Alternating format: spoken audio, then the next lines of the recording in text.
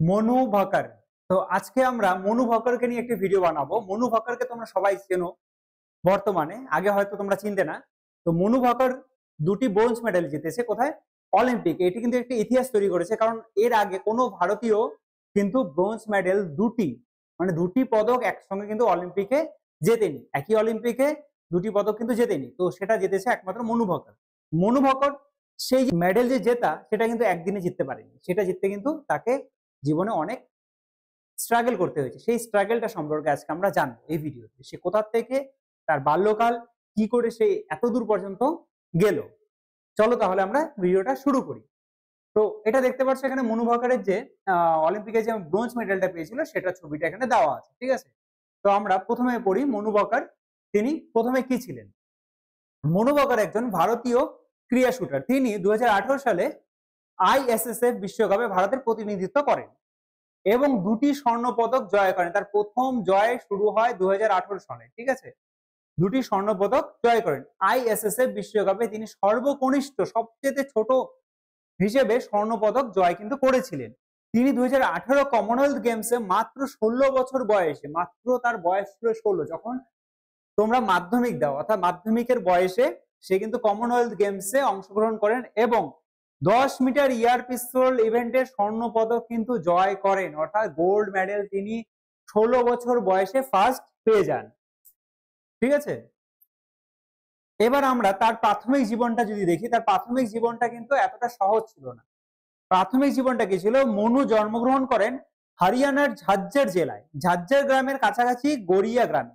তার বাবার নাম রামকৃষ্ণ, যিনি মার্চেন্ট নৌবাহিনীতে প্রধান প্রকৌশলী হিসেবে কাজ করেন, অর্থাৎ নৌবাহিনী, তার বাবা ছিল নৌবাহিনীতে, ঠিক আছে, সেখানে প্রকৌশলী হিসেবে কাজ করেন। 14 বছর বয়স অবধি মনু অন্যান্য খেলায় পারদর্শী ছিলেন। ও কিন্তু শুধুমাত্র ছোটবেলা থেকে তোমার পিস্তল বা শুটিং করতো না, ও কিন্তু ছোটবেলায় অন্য সব খেলার সঙ্গে যুক্ত ছিল। প্রথমে ছিল Manipuri martial art, Manipuri martial art এর সঙ্গে যুক্ত ছিল। তারপরে বক্সিং, টেনিস এবং স্কেটিং, এই সব খেলাগুলিতেও কিন্তু তিনি পদক জয় করেন, জাতীয় পর্যায়ে পদক জিতেছেন।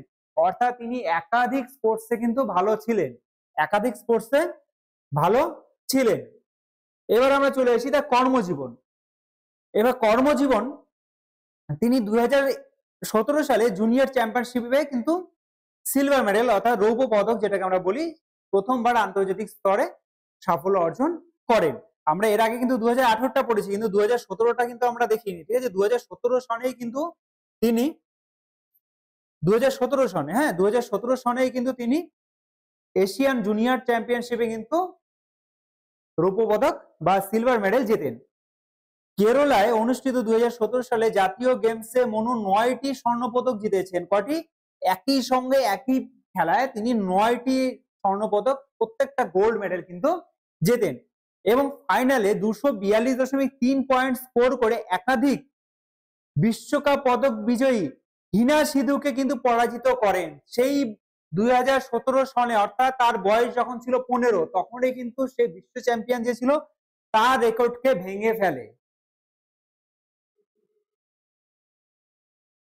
মেক্সিকোর আন্তর্জাতিক শুটিং স্পোর্টস ফেডারেশন বিশ্বকাপে অনুষ্ঠিত হয়, সেখানটায় মনু দুবার বিশ্ব চ্যাম্পিয়ন আলেকজান্ড্রা জাভালাকে হারিয়েছেন।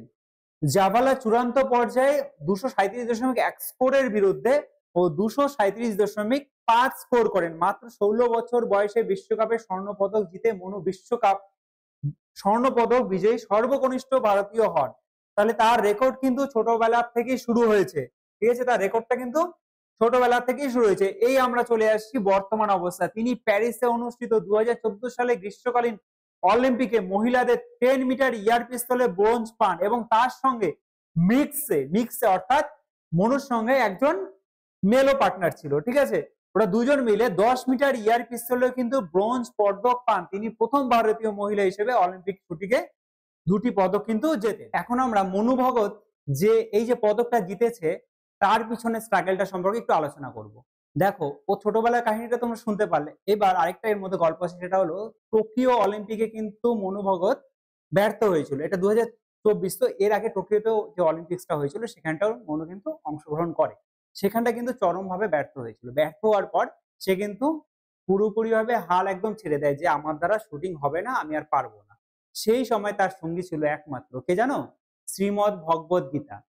যেটা আমরা কিন্তু হিন্দু হলেও আমরা কিন্তু ভগবদ গীতাটা কিন্তু পড়ে দেখি না। এটা কিন্তু অবশ্যই সবাইকে পড়ে দেখা দরকার। সেই ভগবদ গীতার যে বাণীগুলো, সেই শ্রীকৃষ্ণের যে বাণীগুলো, সেগুলো কিন্তু তাকে সাহস জুগিয়েছিল এবং তার মধ্যে একটা পজিটিভ ভাইব তৈরি করেছে। সেটা থেকে সে শক্তি অর্জন করে এবং সে বোঝে যে আমাকে কিছু করতেই হবে। কি করতে হবে? জীবনের লক্ষ্যতে পৌঁছাতে হবে। অর্থাৎ অলিম্পিকে পদক পেতে হবে। তারপর থেকে তার যে হার্ড ওয়ার্ক, সেই হার্ড ওয়ার্ক তাকে এই পজিশনে নিয়ে গেছে। অর্থাৎ তোমাদেরকেও এই যে স্টোরিটা দেখলে, মনু ভগতের যে স্টোরিটা দেখলে, সেটার থেকে কিন্তু তোমাদের প্রেরণা নিতে হবে এবং তোমাদেরকেও জীবনে কিছু করে দেখাতে হবে। ঠিক আছে? সবাই করে দেখাবে খুব ভালো কিছু একটা জীবনে, যেটা তোমরা চাও। এই বলে আজকের ভিডিওটা শেষ করলাম। তো সবাই ভালো থাকবে এবং ভিডিওটা কোনো কনফিউশন থাকলে কমেন্ট বক্সে জানাবে।